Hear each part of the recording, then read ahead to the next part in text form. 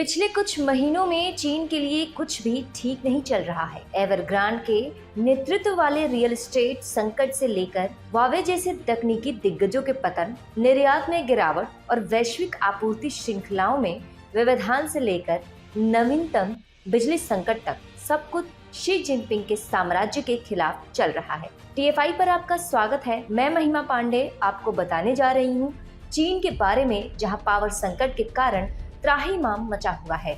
चीन में बिजली की कमी के कारण खाद्य और उर्वरक जैसी आवश्यक वस्तुओं का उत्पादन मुश्किल हो गया है और इनकी कीमतें आसमान छू रही हैं। स्टील, एल्युमिनियम, सिलिकॉन जैसे धातुओं की कीमतें जो पिछले कुछ महीनों में डिमांड और सप्लाई के कारण पहले से ही बढ़ रही थी, अब और भी तेज दर से बढ़ रही है, क्योंकि बिजली की कमी के कारण इन वस्तुओं का उत्पादन रुका हुआ है। बिजली की खपत और एमिशन इंटेंसिटी को कम करने के लक्ष्य को प्राप्त करने के लिए कई प्रांतों में कठोरता से अनुपालन किया जा रहा है और इस चक्कर में स्थानीय सरकारें अपनी अर्थव्यवस्था को बनाए रखने और आर्थिक लक्ष्यों को पूरा करने में विफलता का जोखिम उठा रही हैं। इस कारण से यूनान में स्मेल्टर, झेजियांग में कपड़ा संयंत्र और टिंजियान में सोयाबीन क्रशर सभी ने बिजली कटौती को रोकने का फैसला किया है। चीन के इस संकट को इस तरह समझिए, एक तरफ अर्थव्यवस्था को चलाने के लिए बिजली की आपूर्ति को चालू रखना है, लेकिन कार्बन उत्सर्जन पर नियंत्रण भी रखना है। रही सही कसर कोयले की बढ़ती कीमतों ने पूरी कर दी है।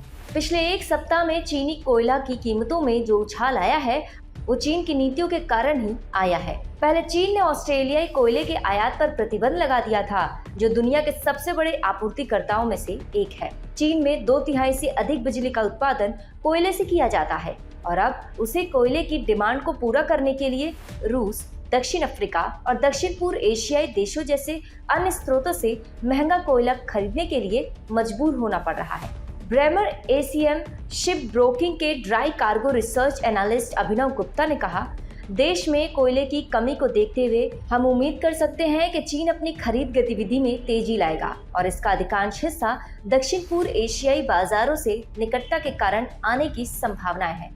गुप्ता ने आगे कहा, इनमें से अधिकांश कोयला उत्पादक चरम क्षमता पर हैं, जो बाजार में कोयले की डिमांड को बढ़ा सकता है, जिससे कोयले की कीमतों में और उछाल देखने को मिल सकती है। कुछ विश्लेषक तो यहाँ तक कह रहे हैं कि चीन को अपने अहंकार को छोड़ ऑस्ट्रेलियाई कोयले के आयात पर से प्रतिबंध हटाने के लिए मजबूर होना पड़ सकता है।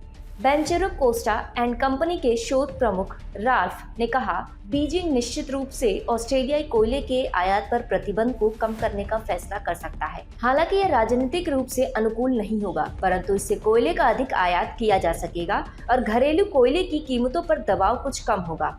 बिजली की कमी ने चीन की औद्योगिक गतिविधियों को काफी ज्यादा प्रभावित किया है, क्योंकि कई उद्योगों को सप्ताह में केवल 2 दिन संचालित करने के लिए कहा गया है। दुनिया भर की कंपनियां पहले से ही अपने कारखानों को चीन से दूसरे देशों में स्थानांतरित कर रही थी और ऐसे में बिजली संकट से उन कंपनियों के बाहर निकलने की गति और तेज होगी। Federation of Indian export organisation के पूर्व अध्यक्ष शरद कुमार सराफ ने इस पर कहा, यह फैसला उत्सर्जन नियंत्रण से आगे जा रहा है।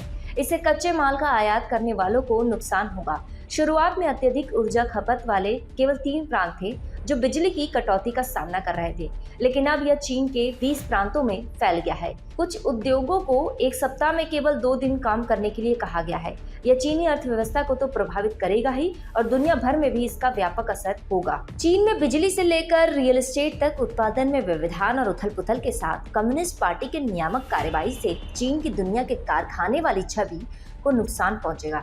इससे चीन अब कंपनियों और निवेशकों के लिए पसंदीदा स्थान नहीं रह जाएगा। इसका असर दुनिया भर में होगा, क्योंकि आपूर्ति की कमी के बीच उत्पादों की कीमतें बढ़ जाएंगी। ऊर्जा संकट के दौरान भारत आत्मनिर्भर दिखाई दे रहा है, क्योंकि जब कोयले की बात आती है तो भारत के पास भंडार है और यह बिजली उत्पादन को निर्बाध बनाए रखेगा। इसके अलावा कोयले और स्टील जैसी वस्तुओं की उपलब्धता को देखते हुए निर्यात में भी बढ़ोतरी की उम्मीद है। इन्हीं संकटों के चलते निवेशक चीन से दूर भाग रहे हैं। निवेशक चीन से बाहर आकर भारत जैसे देशों में निवेश करना शुरू कर चुके हैं।